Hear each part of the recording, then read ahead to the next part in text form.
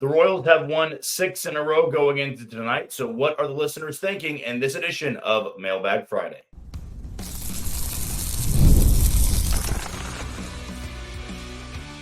You are Locked On Royals, your daily Kansas City Royals podcast. Part of the Locked On Podcast Network, your team every day. Thank you for tuning in to another edition of Locked On Royals on the Locked On Podcast Network. As always, I am your host, Jack Johnson, and you can find me on Twitter or X at JohnnyJ_15. That's at JOHNYJ_15. You also can catch us on wherever you get your podcasts. That can be Spotify, Apple Podcasts, Amazon Music, Google Podcasts. We're on Odyssey, and we're on YouTube. Just be sure to hit that follow button and subscribe. If you are a first-time listener, I always say this is the best episode to be introduced to because it is completely dedicated to the listeners in a Mailbag Friday. I send out a tweet. You send me your questions in the reply comments, or you can send them to me over on YouTube. However, I will say, if you're watching on YouTube, this isn't the best way, the best background to be watching on. I'm still on vacation. I come back tomorrow, but I wanted to get at least 2 episodes out while I was on vacation, just so we didn't go a full week without any Royals content. So thank you for all the kind words for our episode on Wednesday, I believe it was, and we're going to round out this week with a Mailbag Friday as the Royals gear up to take on the Tampa Bay Rays and the Minnesota Twins for their upcoming homestand. It'll be Seth Lugo on the bump tonight. We will see if there's any questions from the listeners about Seth Lugo. We got about 20 or so to get into. It's going to take up the entirety of this 30-minute episode, as it usually does. Before we dive into question number 1, I want to make you well aware of the fact that today's episode is brought to you by FanDuel. There's no better time to get in on the action. MLB is in full swing. The NBA is in the middle of the playoffs, and in fact, getting near the end of the playoffs. NHL is in the playoffs. So head over to FanDuel and start placing some bets and start winning some money today. All right, let's jump into question number 1 in this edition of a Mailbag Friday. This comes from KC Sports. With the talks of trades to improve this team, we got to remember it's not an all-in year. Who's on your no-trade list? I have Blake Mitchell, Frank Mozzicato, Ben Kudrna, Gavin Cross, any others. You know, I do think that it is definitely not an all-in year. Okay, I think I phrased that correctly. I just have never gotten this sense that the Royals are going to go out there and empty their farm system to make a World Series push, because I firmly believe all-in years are when you think it is World Series or bust. I think we can all come to the agreement the Royals are not in World Series or bust. First step is just getting to the playoffs, and I think in the same way it was in 2014, they are going to roll the dice. I think they'll be a little bit more transactional than Dayton Moore was back in 2014. All he brought in for that team was Jason Frazier and then also Josh Willingham, 2 big pieces for that team. I think Scott Downs as well was a waiver wire pickup. I mean, nothing much really happened at the trade deadline. Now, 2015, the Royals very much felt like that was World Series or bust for them. And because it was World Series or bust, we saw some of those top prospects be dealt to other teams. The Royals also don't have a loaded farm system. And along with being good at the major league level, they want to make sure they don't, take out any of their top prospects they've already developed, right? They felt good in the offseason about trading David Sandlin for John Schreiber because they really wanted to boost that bullpen. If they want to boost the bullpen again at the deadline, I'd imagine those guys in the 10 to 30 range are going to be on the table.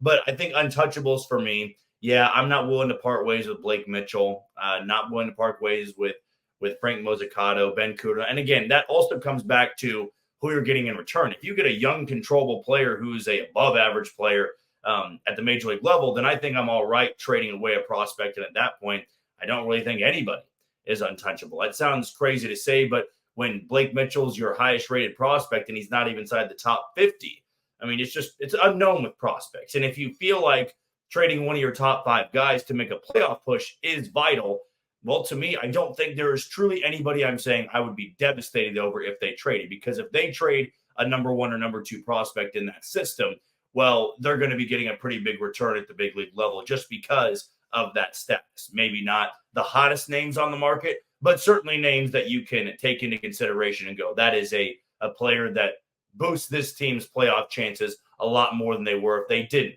acquire that said player. Next question comes from MIZ123. Fan 16, what are the chances the Royals have in winning the division? Will Cleveland ever stop winning games?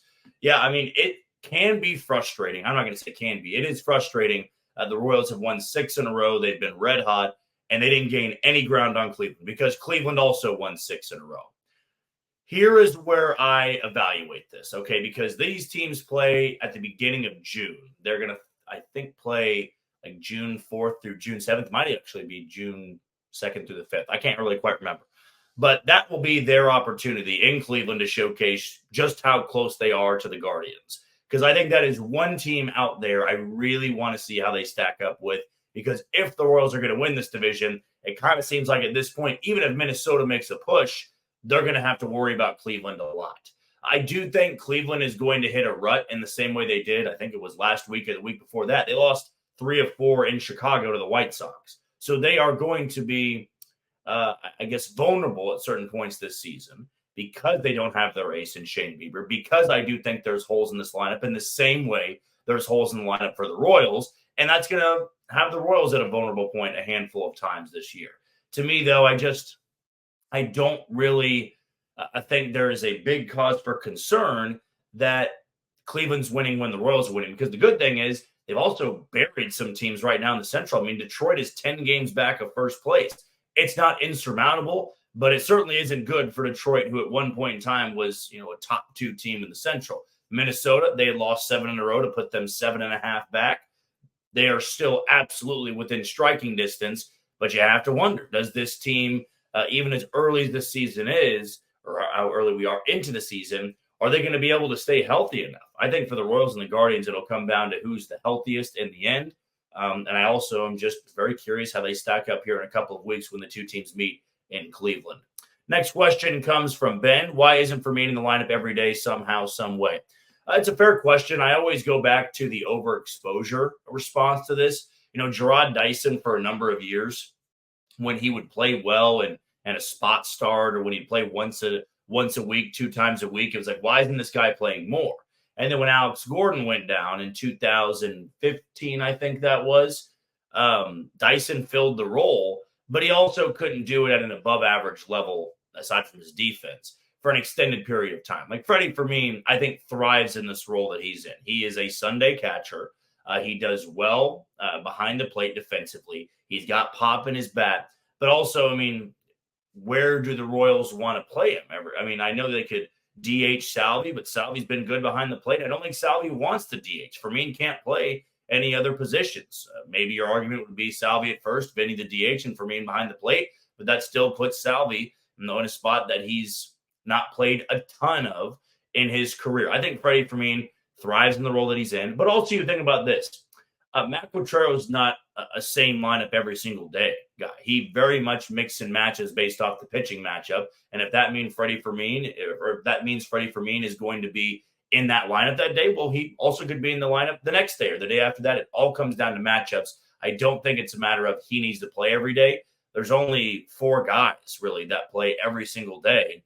And actually, I'll go 5. I think it's Garcia, Bobby Witt Jr., Vinny, Salvi, and Massey. Those are the 5 that play pretty much every single day, and then it's interchangeable for the rest of that group. But good question. I like Freddie Fermin a lot. I just don't think he's ever going to be an everyday player as long as Salvador Perez is still on this roster. Zeb asks, who are some realistic trade options in the outfield, free agents that could help fill that role next year? Free agents is a tough one because I haven't really kept too close of an eye on who's going to be a free agent next offseason. I usually do that depending where the Royals are at the trade deadline, at the All-Star break. In past years, I would dive into it pretty early because the Royals were out of it. Not only by the All-Star break, they were out of it by May. And now that we have this feeling they're going to be in it by the All-Star break, or at least the halfway point, that'll probably be pushed off until August or September. And then maybe the closer you get to the postseason, and if those problems are still an issue for the Royals, yeah, I'll probably do a deeper dive. However, for the trade candidates, I do think there are some options out there, and I always go back to the Royals' interest in the offseason. I think Tyler O'Neill's one of those guys. Boston is kind of falling off a little bit, and I do think that the Royals would be interested in making a play for somebody like Tyler O'Neill. Jazz Chisholm could be another one you look at. If you went to Colorado, Charlie Blackmon, even though Charlie Blackmon's not having that good of a year, there's just not a huge pool of them, I guess I should say. And that to me is a little bit worrisome.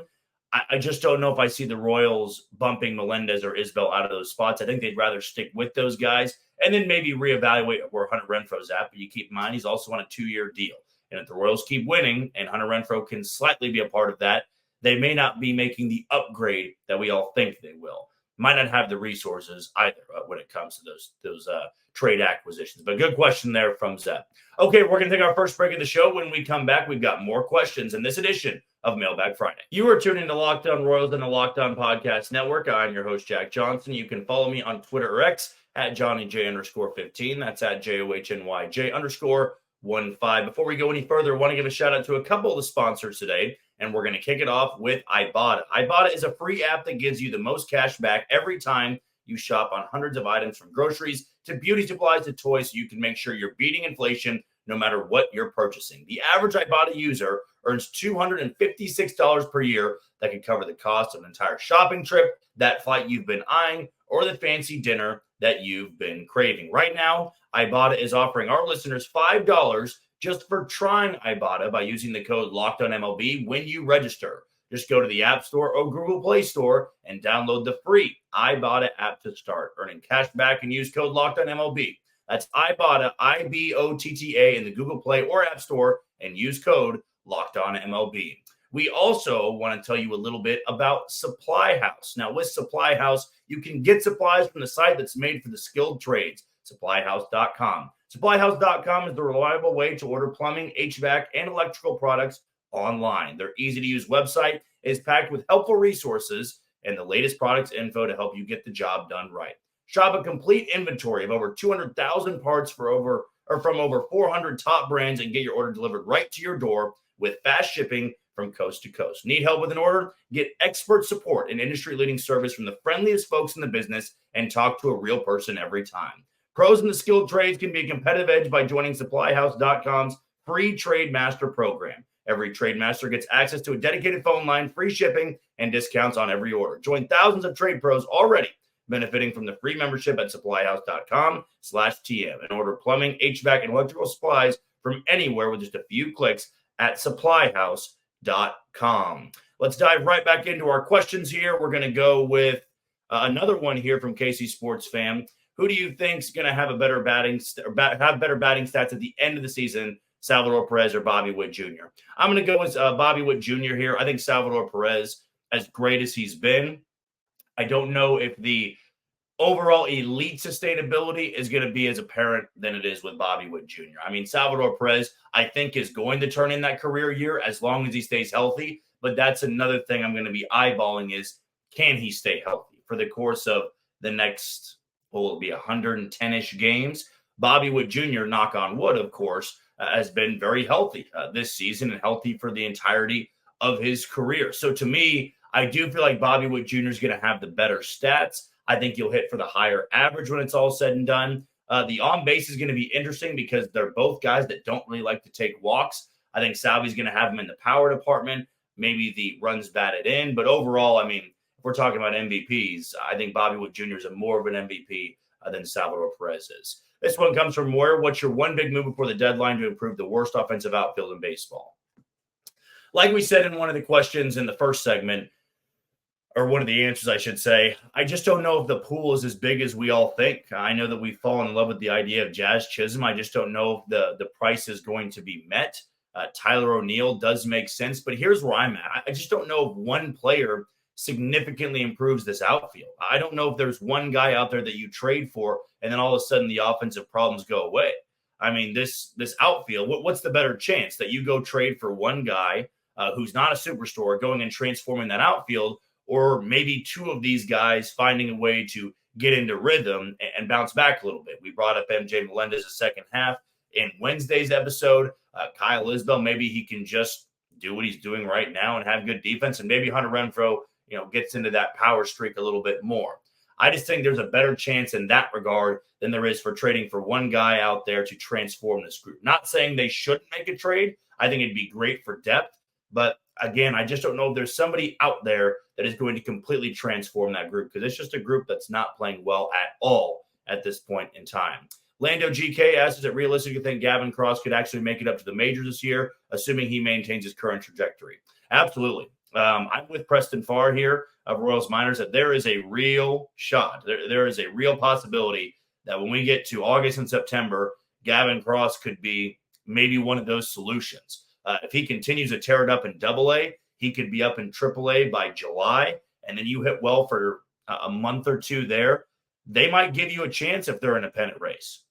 And, I mean, Gavin Cross is a former first-round pick. He's got the talent. He can have top 100 status. It's clear that whatever he was dealing with last year, which was that tick-borne illness, the Rocky Mountain fever, whatever it was called, it's in the past now. He seems to be at full strength. He's healthy. He's hitting so well.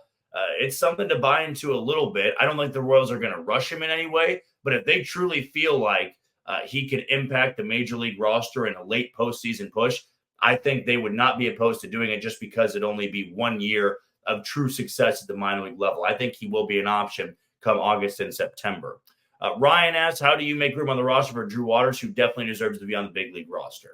If they were to make a move, I mean, Nelson Velasquez was the hot take, or the hot topic, I should say, not even the hot take. Right before that Seattle series, he was struggling so much, but he's recently caught fire. MJ Melendez is everybody's scapegoat, it feels like, at this point in time. I just don't see the Royals making that move. In my opinion, it would be a move like DFAing Garrett Hampson, DFAing Adam Frazier, or sending Dairon Blanco back to the minors if he has the options. I'm not 100% sure on that. But right now, I think he's blocked.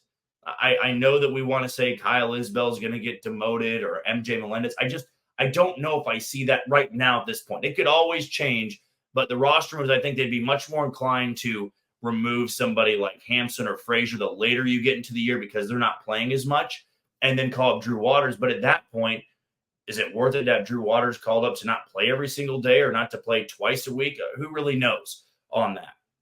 But I think simply put, he's blocked right now. I don't think that he's getting a lot of the opportunities because the Royals like the way their lineup is constructed and they're not doing anything to really mess with that too much until they absolutely need to. Jeff asks, when their careers are over, who will we look back on being the better Royal, MJ or Massey? I don't want to get caught up in the moment or be a prisoner of the moment, but I feel like at this point in time, Michael Massey might be able to have the better Royal career because of maybe what he's been able to do of late and kind of slide into that 5 hole in the Royals lineup. We always thought MJ Melendez would be that middle lineup power bat. He's just not hitting enough right now. And Michael Massey, I don't think he has a high bar to climb because the expectation was set for him. He plays second base. That's a very low value position. So MJ Melendez would either be boom or bust. If you're not good in the outfield in the middle of the lineup, you are going to be crucified for it. And if you're a light hitting second baseman that fields really well and has a good average, you're going to be revered in some senses. I think that that can be a very truthful statement, if you will. And I just think there's less pressure on Massey to be good, and I think there's a lot more pressure on MJ Melendez to turn things around rather quickly. But if you ask me today, I think I'd go with Michael Massey. Tyrell asks, you think we'll be buyers at the trade deadline or content? Yeah, good question. I'm glad you didn't say sellers because I don't think we need to be worrying about sellers, at least at this point in time. I do think they're going to be more transactional in the past. So yes, by definition, buyers. I just don't see it being all in. I see a couple of moves here and there, probably to bolster the bullpen, maybe get some starting pitching depth for the minor leagues. I could see maybe another bench bat or a corner outfield bat, but I don't think they're going to be completely content. I think we would see a move or two if the Royals are still trying to go for that division title, or at least have a really good chance of it, or to hold down that top wild card spot as they do right now. So I do think slight buyers might be the best way to define it at this point in time. Michael asked, they're going to be patient with the outfield bats, but why doesn't CJ Alexander enter into the discussion if they do decide to open a roster spot? DH ? Not on the 40-man roster is the obvious answer, but do they think he has a future with the team, or is he a trade candidate? I think CJ Alexander's been really good for the Royals, at least really good for the Omaha Storm Chasers in the Royals organization. I only view him, though, as a guy that they're going to call up if there was an injury. I don't think that he's going to force his way onto the roster by the way he's playing. I think it would take somebody going down and somebody at his position, which is first base, to get that call up. I mean, he's a seasoned prospect. He's aged. He's, I think, 27 years old. So you factor that in a little bit. How much do you buy into the success in the minor league level? Is it because he's older, right? He's facing guys that are much younger, and that's not always the end all be all. But I think right now the Royals have a lot of guys in the minor leagues, especially in AAA, that are hitting well, and they're just choosing to keep him down there. I mean, Nate Eaton's hitting like 336 down there. Nate Eaton was 0 for 27 when he started the year on the opening day roster last year. There's a lot of things they have to factor in there. But for CJ Alexander, I think they like him a lot, but I don't see him as a guy that's going to come up to fix the lineup or fix the holes. I think it would much rather be a spot where somebody goes down and they take the best hitter at that position down at the minor league level, which right now would be CJ Alexander. Okay, we're going to take our final break of the show. When we come back, we're going to answer those final questions we have from our Mailbag Friday. But before we do that, a shout out to Locked On Sports Today, free 24/7 sports streaming channel, program for you every day to bring you the biggest stories without all the screaming. Locked On Sports Today brings you canvas analysis, opinions, and news, streaming 24/7 on YouTube or the free Amazon Fire TV channels app, part of the Locked On Podcast Network, your team every day. When we return, more questions on Locked On Royals. You are tuning to Locked On Royals on the Locked On Podcast Network. I'm your host, Jack Johnson. You can follow me on Twitter or X at JohnnyJ_15. That's at JOHNYJ_15.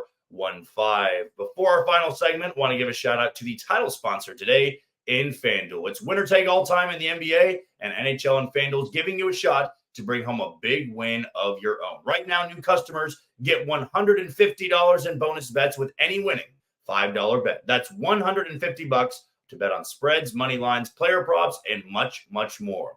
Visit FanDuel.com/lockedon and make every playoff shot count. FanDuel, America's #1 sportsbook. And if you're looking to bet on something, you got great NBA and NHL playoff games going on right now. I made a little bit of money on betting on Boston last night, who won in Game 2, so feel pretty good about that. Take a look at the odds going into tonight. You got Dallas and Minnesota. Is Dallas going to be able to take a 2-0 commanding series lead, or is Minnesota going to find a way to bounce back and even that up? So I strongly recommend you go over there, look at some of the player props, look at some of the spreads, and win some money over at FanDuel today. So when you're done watching this podcast, if you haven't already done so, create your account and go win some money over at FanDuel. Our final couple questions here on a Mailbag Friday are going to be started off with Bobbert Witt. The guards and the Royals seem decently similar. Good pitching, lineup that gets enough done to win games, and plays solid defense. Who has the edge? What is the separator between the two teams? Who comes out on top long term?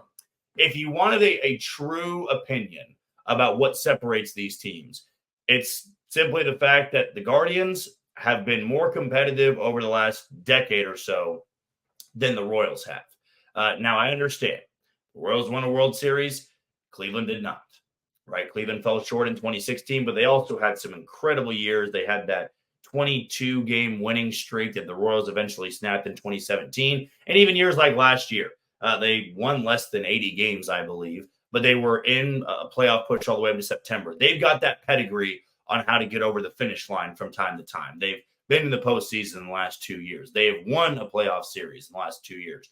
And to me, that's what's going to separate these teams. The Royals are going to have to showcase that none of that really matters, and that talent-wise and that this year is all that really matters. I think they're very, very similar, and I said earlier in today's episode, it's going to come down to health. Who can stay healthiest the longest? And if one team starts getting banged up, I think that's when you're going to see them drop a little bit off, 4, 5, 6 games back, and maybe put Minnesota back into consideration for the #2 spot in the division. But that's what I do think is going to happen. I think that the depth is really going to be tested, and also this pedigree of how to win later in the season. The Royals have not been in a spot like this in a very, very long time. That's just one man's opinion, though. Curious of everybody else's thoughts. Andrew asked, after this start, what would make sense? What would make this season disappointment? Record, production? I think the Royals completely bottoming out in June and July and finishing with anywhere from 85 to 90 losses. I think not getting to 80 wins at this point would be a bit of a disappointment.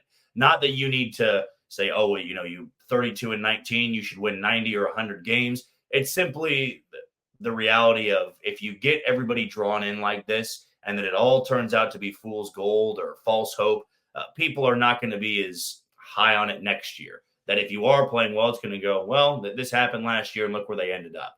I think at this point, when you start this hot, you got to have a winning record.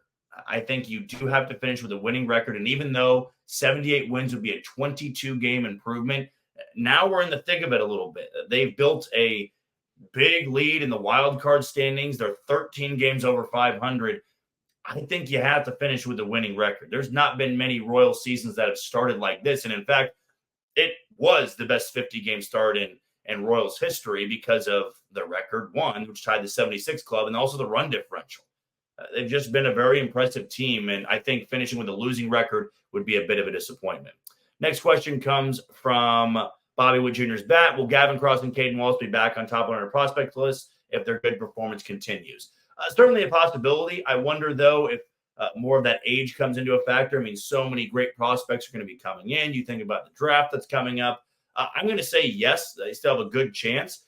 Gavin Cross maybe right now has a better chance than Caden Wallace. I think Caden Wallace is still a fine prospect. Don't know if it's top 100 status, but Gavin Cross, I could absolutely see it. But those two might be the best chances, at least in the immediate, to be top 100 guys. I've said that Blake Walters probably can be. I think somebody like Hunter Owen could be. There are options at the minor league level, and also whoever the Royals will take the upcoming draft will probably be a top 100 right off the bat. Spoons asks, I understand Bobby Wood Jr. being an MVP, but I need someone to explain how Salvi being an absolute god in the clutch and managing a top 3 pitching staff isn't even top 5 MVP. His numbers are better than everybody. I just think that, Salvador Perez is honestly maybe more of a storyline than Bobby Wood Jr. because everybody that watched the Royals back in 2015 remembers Salvador Perez. And now as a 34-year-old, being able to turn in a career year, at least it looks like it right now, it's unheard of. And I think it is the storyline of this Royals team. I think it's more so about what they think is going to happen long-term. I think health is going to be on everybody's mind. Him not really being the most well-rounded hitter at times. It's the lack of a walk rate. I never really thought that mattered so much for Salvador Perez. But for some of those MVP candidates, that does factor in. Right, somebody like Juan Soto, who's one of the top, he's a great all-around talented player. He also plays the outfield. Not many catchers are going to get that recognition. A tremendous walk rate. Aaron Judge is probably going to end up leading the league in home runs. And the Yankees have 2 MVP guys right now, and you could argue the Royals do as well. I think it's more so about what they expect long-term, and maybe they expect Salvador Perez to fall out of that discussion more than some of these other guys, and especially guys like Bobby Witt Jr. Brody asked if the Royals were to play a 5-game playoff series today, would you keep the same 5-man rotation or shrink it to 4 with an extra day of rest? If you would shrink it, who moves to the bullpen? If I were to shrink it, I do think that it comes down to Brady Singer or Alec Marsh. Who do you trust more?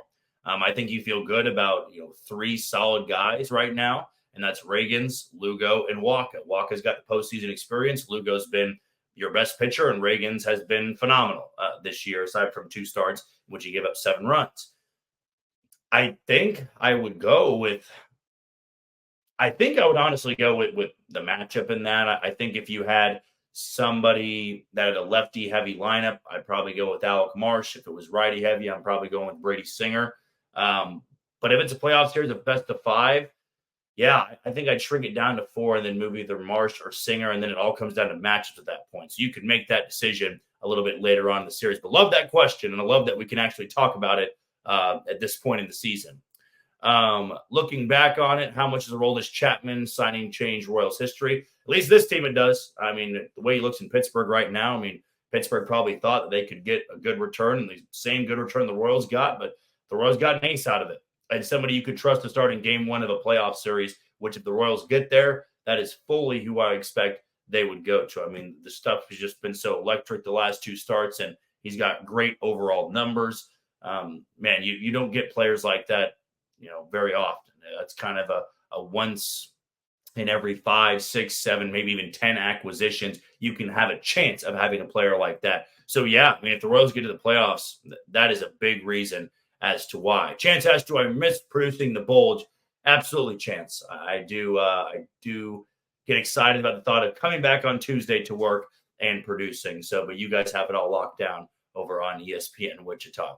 And Braxton asked, the outfield bats are a problem, but I'm more concerned about the lack of a dominant bullpen arm. Who do you think is a realistic get at the trade deadline? I brought up Justin Lawrence before. Tanner Scott, I think, is the one I'm going to go with out of Miami. Power lefty arm, was great last year, struggled a little bit this year, but that to me is the power arm they could use in Miami. Absolutely is going to be sellers, so I think that would be my pick. And lastly, this question comes from Taco Salazar. Do you think it'd be wise for the Royals to rush Gavin Cross to the big leagues, or is it better to move to upgrade the corner outfield spots? I think they can keep rolling with Isbell considering his good D in center field. Yeah, that's where I'm at right now. The Royals don't feel like they need to rush him. And I think they'd only bring him up if the playoff spot was secure, and they just wanted to see if he could be a little bit of an upgrade. I don't think they will use Gavin Cross as a fix or somebody to replace a struggling bat. I think if the Royals had a playoff spot, going into September, pretty much confirmed it was either going to be a division title or it was going to be a wild card spot, I think they would bring up Gavin Cross at that point, assuming he continues on this trajectory. But really good question there, and really good questions from everybody out there on yet another edition of a Mailbag Friday. Well, that's going to do it from us here while I'm on vacation in a hotel office. I know it's been a very weird and unique week, but we'll be back to normal starting on Monday, 5 episodes a week. Not going to have to worry too much about that. If you missed any of our show, again, you can catch them wherever you get your podcasts. You can find me on Twitter as well at JohnnyJ_15. One last shout out to Locked On Sports Today. It's here for you 24/7, covering the top sports stories of the day with the local experts of Locked On, plus our national shows covering every league. Find Locked On Sports Today now, available for free on the Fire TV channels app. Until Monday for Memorial Day, an afternoon game for the Royals, we'll have a full breakdown of this Tampa Bay series. You take it easy, Kansas City.